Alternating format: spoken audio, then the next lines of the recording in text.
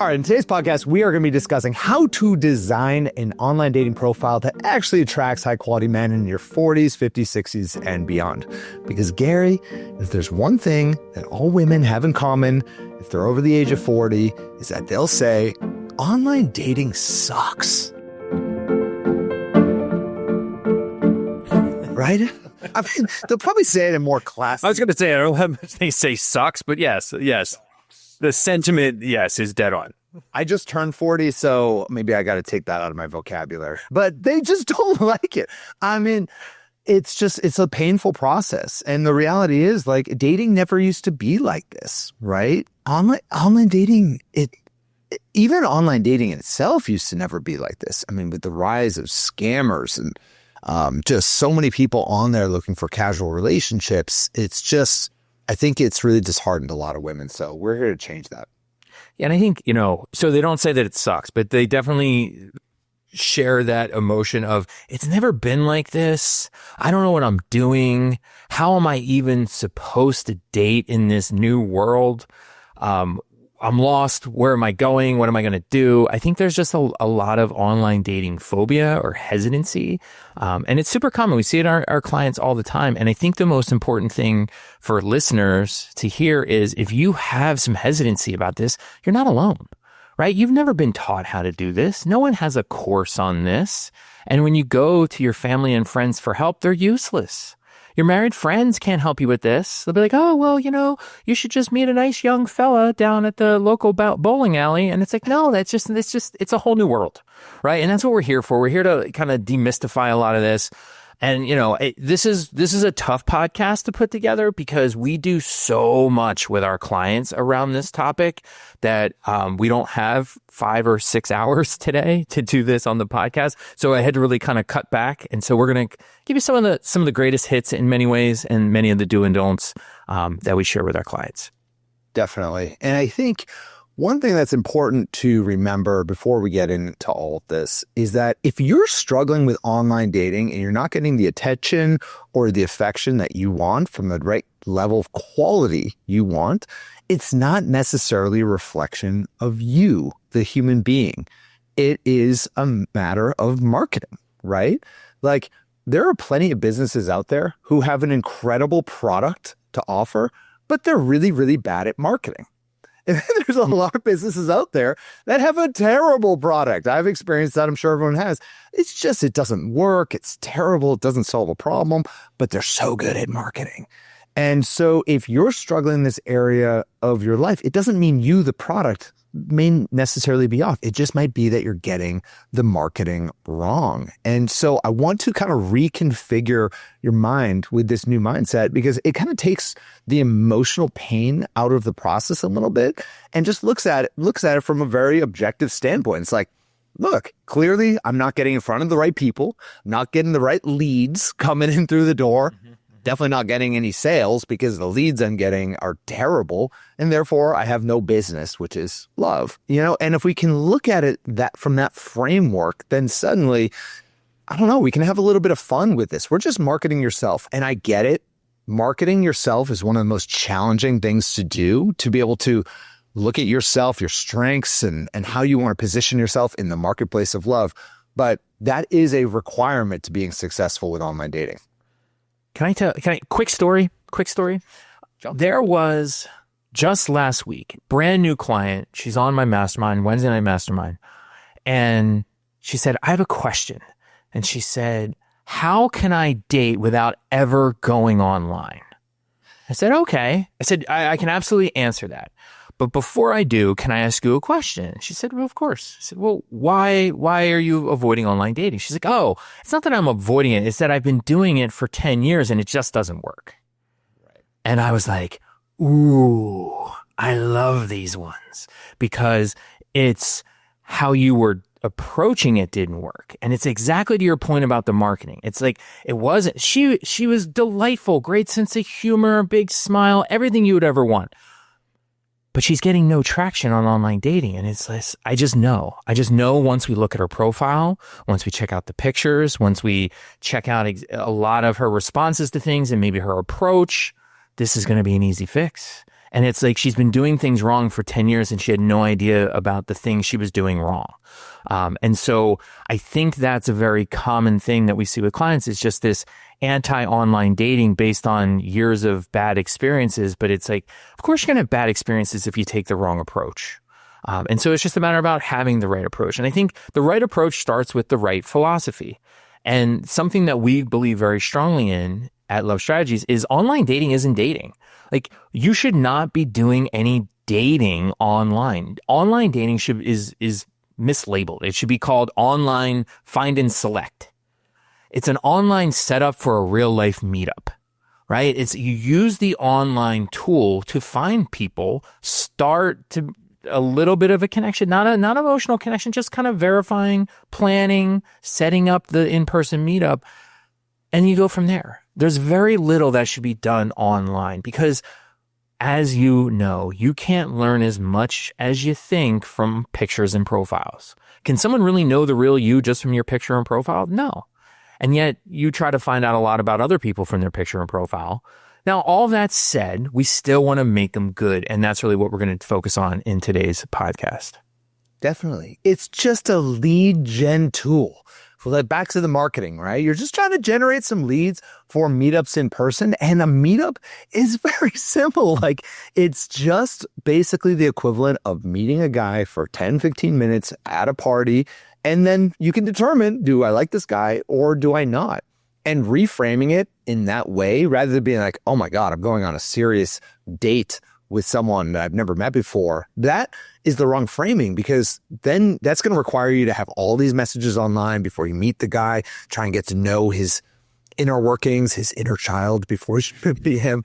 And all of that is going to set you up for, in many ways, either usually a lot of disappointment in the process, because, you know, it's like you're trying to put the cart before the horse. And so we're just a huge proponent of just use it to move things offline, do that multiple times and see how it goes. So the first way to be able to do this is, in the starting point, is taking a look at your pictures, because your pictures in itself, that is the ultimate marketing. That's what draws in the eyes. Gary, you're laughing over there.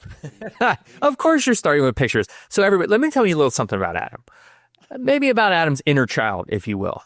He's got a passion for profile pictures, like a deep-seated passion for this thing. Like, he's a little fussy, a little particular. I can make fun of him about this because I have the same affliction, but it happens with PowerPoint presentations. Adam in profile pictures, I will look at a profile picture and ostensibly to the whole entire world, like, this thing is like dead on perfect. And he'll be like, yeah, no, the filtering, the light, the this, the that, the. And so we have done so many things with our clients to help them have their pictures just amazingly perfect. And I got to give you credit, buddy. I've seen some of the before and afters with some of the client pictures. You know what you're doing. You know what you're doing. It is like the ultimate leverage mover that you can have on increasing your quality of guys. And like, look, the reality is, I appreciate that, Gary, by the way. Thank you. I would take that as a compliment. It is.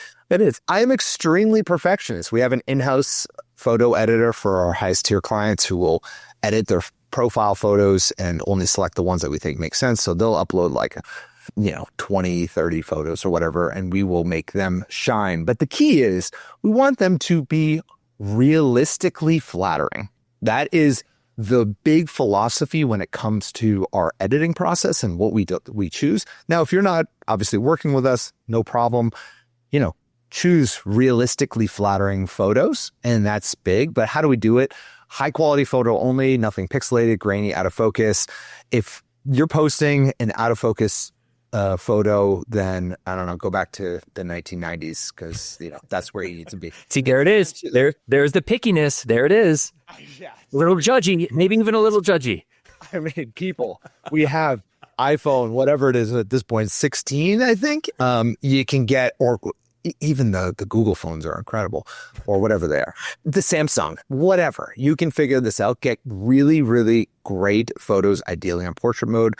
The bigger thing is big, authentic smile, right? We're not looking for a beauty pageant smile, but like a warm smile. Like you've just heard an amazing joke. It's like, imagine Gary just told you the best dad joke in the world. And then you had that smile, and it's kind Easy to imagine.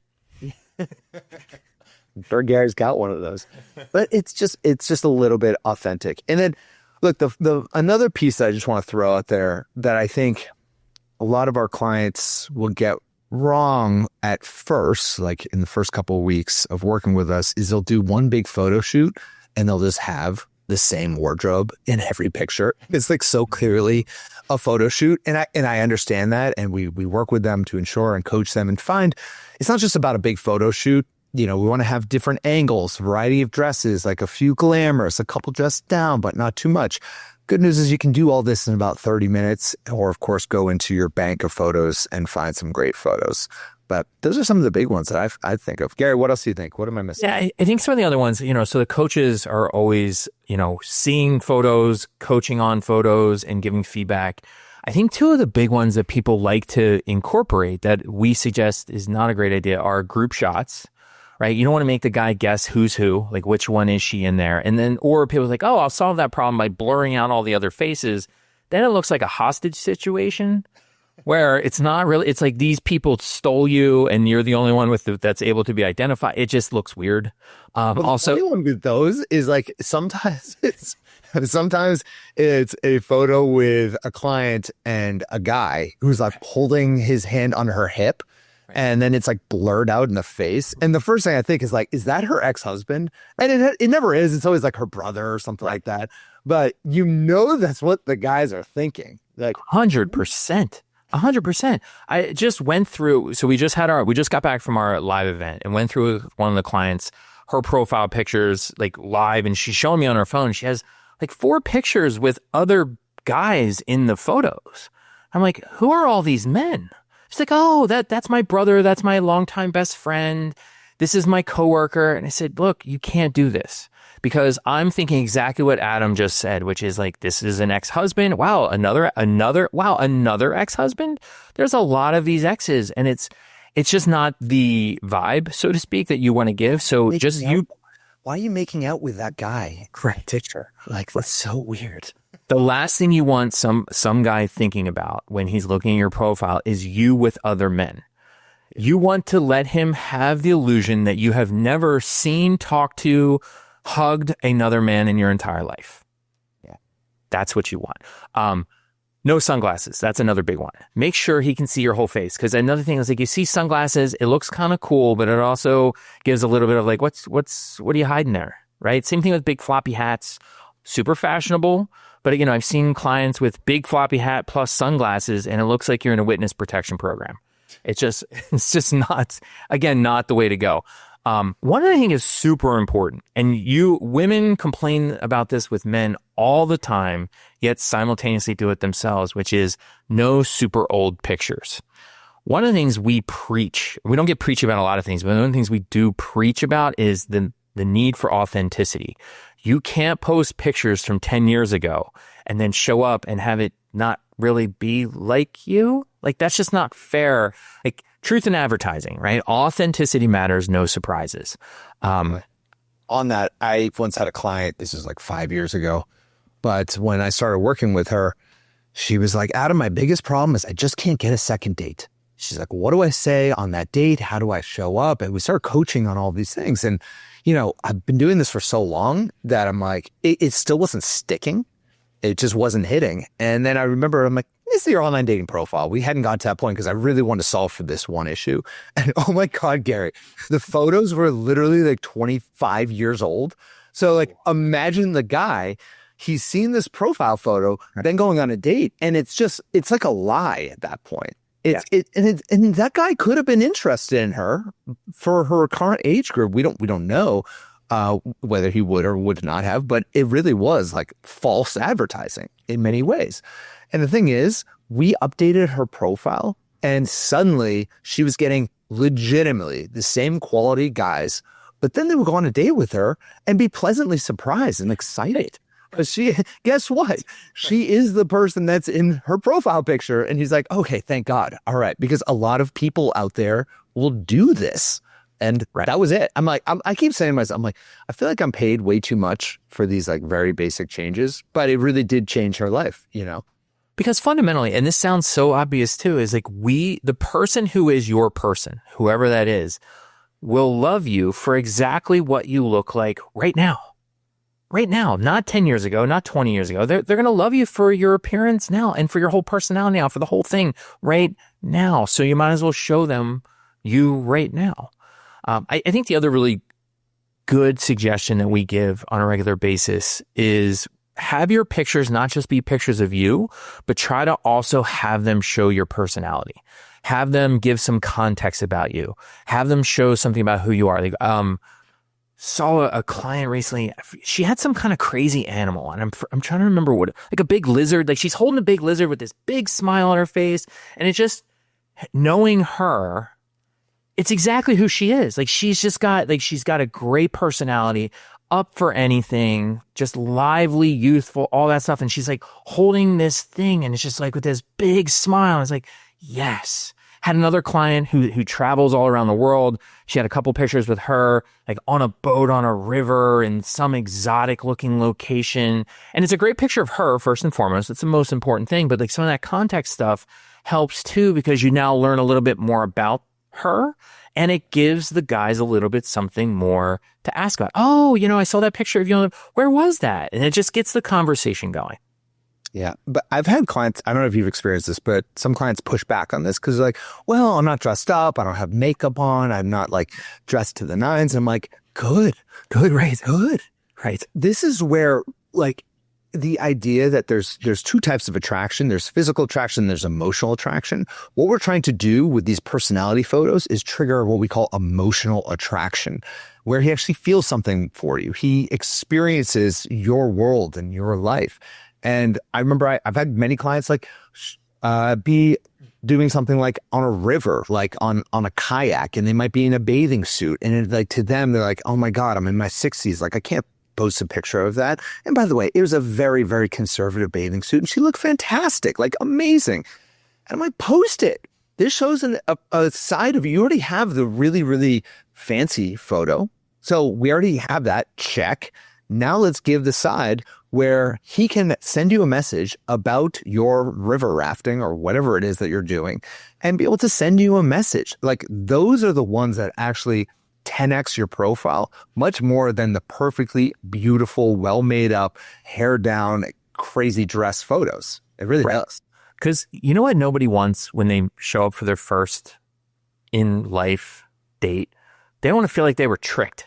They want to feel like they were, sold a bill of goods that has nothing to do with the person they're going to meet. You don't want that.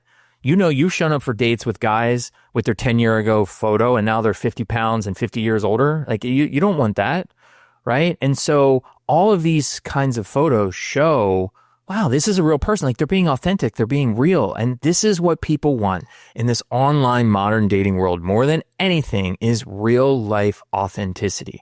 And if you can show yourself in those not dressed to the nines moments, that you're going to get that. It's going to convey that to every guy looking at your profile. Two last thoughts on the pictures before we move on. One, aim for beautiful, not sexy. You don't want to post sexy photos. You post any photo that's a little too sexy, sensuous, sultry in any way, you're going to attract all the guys who just want to hook up, who only want short-term relationships. So avoid those completely. The last thing, we mentioned this a little bit earlier, but we do this for our Lux clients. We do this at our in-person events is actually spend a little bit of money to do a professional shoot. Now, when you do that, multiple wardrobes changes. You can also, use this for your professional headshots as well. Like, so you can do a couple headshots, you can do some dating so you can kind of, multitask with the photographer. So that's worth it. If you have the ability and the funds to do something like that, it's good for your career. It's good for your dating life. It's sort of multifaceted that way. The one other way to call in the professionals is this is a time where your friends can be useful. There's not a lot of times friends are super useful when it comes to dating. There's a lot of misinformed advice out there. But when it comes to like, hey, and ask your friends a question this way is like, which of these pictures best convey me who I really am? Not which one makes me look the best. which of these photos really show me as I am to you? Something along those lines. Your friends can be really helpful that way. Yeah. Yeah. Or just work with us. we can help with this too. Yes. Yeah. Like I'm trying not to do a shout out here, but it's like, I'm just imagining their friends, and it's just work with professionals if you can, whether it's with us or any other coaching company, whatever. Just, yeah, I agree. Friends could probably help a little bit. Sure. No, but you do have that. There's always that possibility of like, no, you look amazing in everything. Yeah. That's the thing. That's the thing with friends. Yeah. Is they always hype you, and they don't actually call you out on your BS. Yeah, you got to find that one friend that's kind of like the frenemy, that the one that's like always has an opinion about everything, and they usually stifle it. Now it's like, hey, that all that stuff you normally don't say, I want to hear it now. I'm finding, I don't want to go too far on a tangent, but I find this with AI and like ChatGPT and all the tools that we use, is how much it just hypes you up so much. It's like, it tells you how perfect you are and smart. And I keep thinking, wow, that's how I know that we'll be around for a very long time, because AI doesn't call you out on your BS. Right. Right. It's literally designed to make you feel good about yourself. Like everything I write, it's like, wow, that was so insightful, Adam. I'm like, no, it wasn't. That was like really lazy. I was trying to just have you help me write this email to someone. Yeah. All right, that's too far of a tangent. Anyways, let's move on to actually, one thing I do want to say is that since you all are trying to online date, of course, online dating is one step in being able to captivate attention from guys. But we all can recognize that online dating isn't the same as offline dating. And so we have something really special for all of you listening in. And we have a special seminar. It's called the Love Captivation Code. It's completely free, and it'll walk you through a process on how to really captivate men on an emotional level when you meet these guys. So listen to this advice here. Let's get your online dating profile ready to rock and roll. But also be sure to check out this seminar. It's at lovecaptivation.com. And that's going to walk you through the entire process of how to really build that emotional captivation in real life. All right. Adam, is that the one with the PowerPoint? Will they see the PowerPoint when they go to that? Yeah. Okay, that's super important, because I earlier mentioned my love of PowerPoint. That beginning of that presentation, the title slide, might be my best PowerPoint slide ever in my entire life. So I don't want to it's a little obnoxious to hype myself in quite this way, but nonetheless, it is literally the best title slide of a PowerPoint I've done in my entire 20 years of PowerPointing. So you are such a salesman. Again, you know what? The content doesn't matter. You just got to look at the PowerPoint slide. If you have a deep love of PowerPoint, this is going to blow your socks off.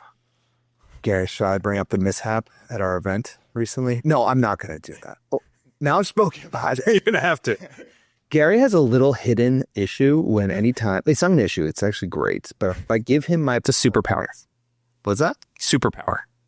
It's a superpower, sure, that you call it. But I'll give him my PowerPoint slides for events, but he'll always have to make tweaks to the PowerPoint. He just has to perfect. He has to add his flair. And I was speaking at an event, and I'm telling you, I hit one slide. I'm like, what is this? I tell you, yeah, it looked too good.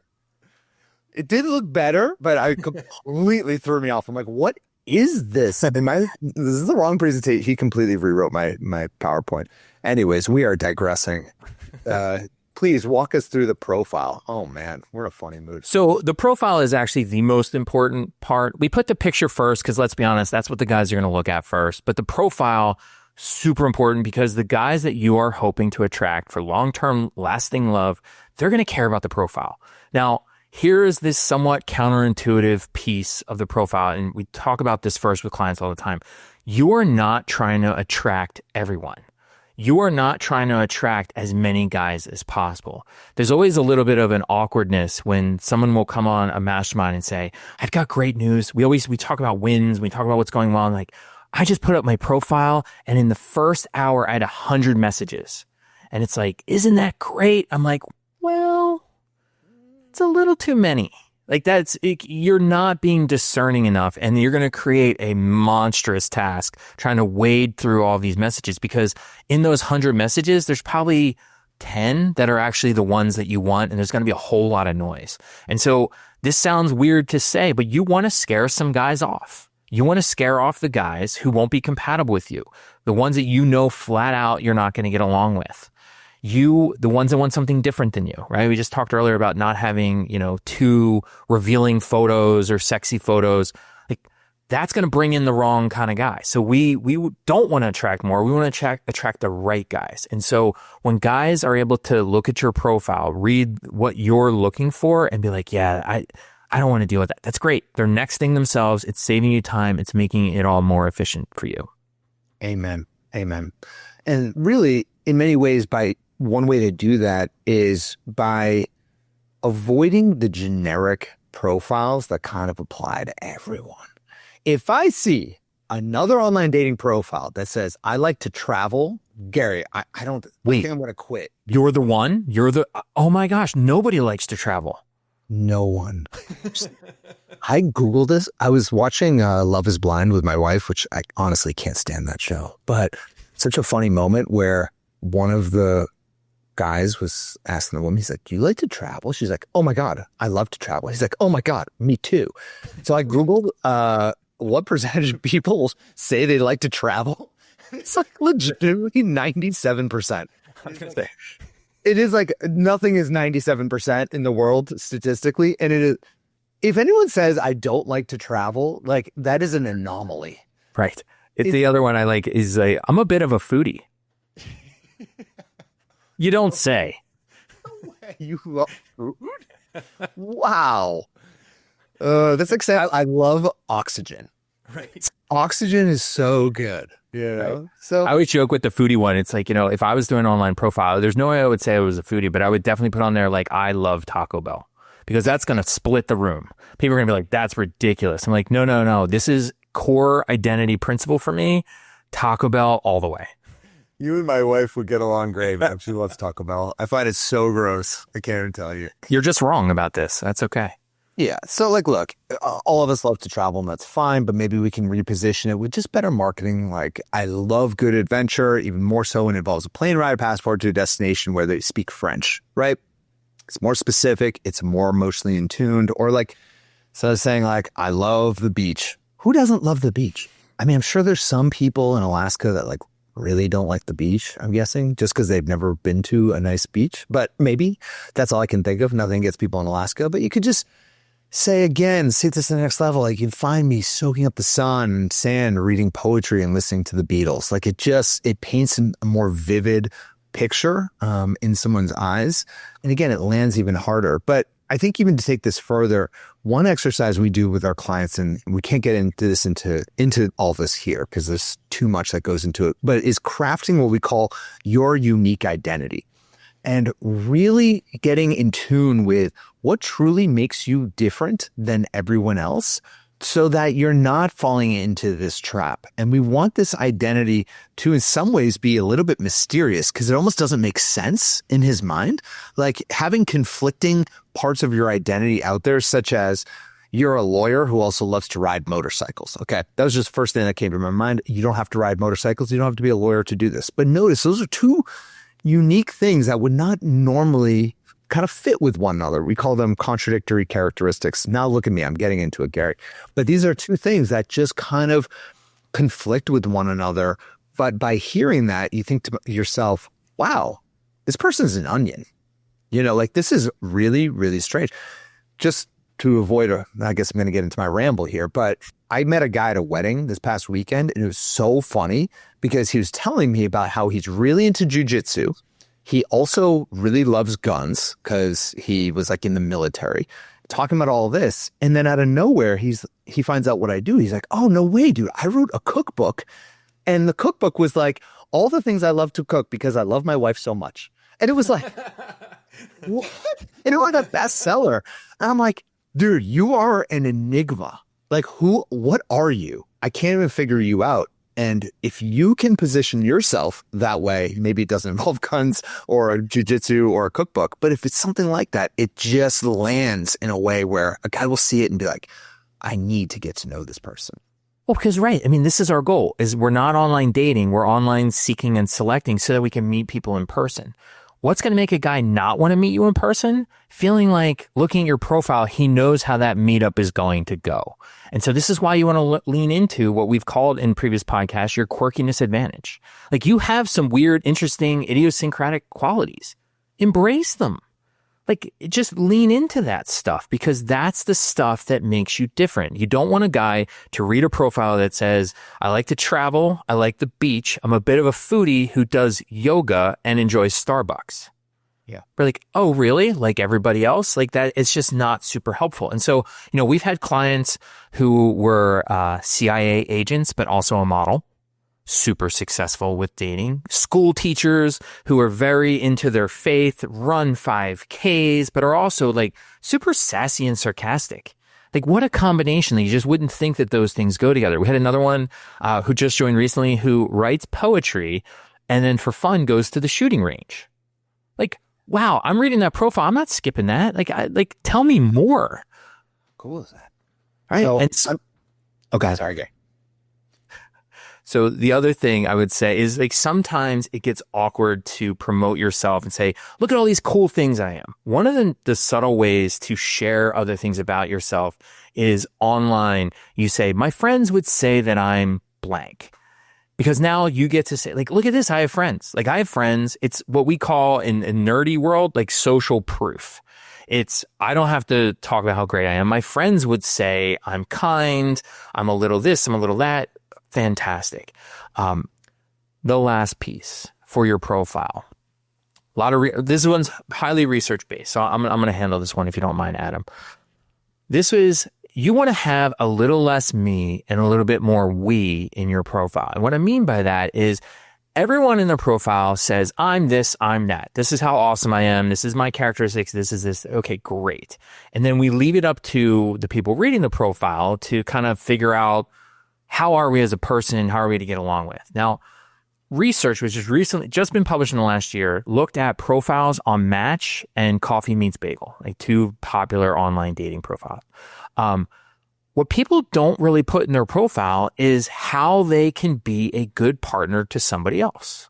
They're not showing how they can be responsive. They're just saying, I'm this, I'm looking for X, Y, and Z. And it feels a little disjointed. It feels a little distant.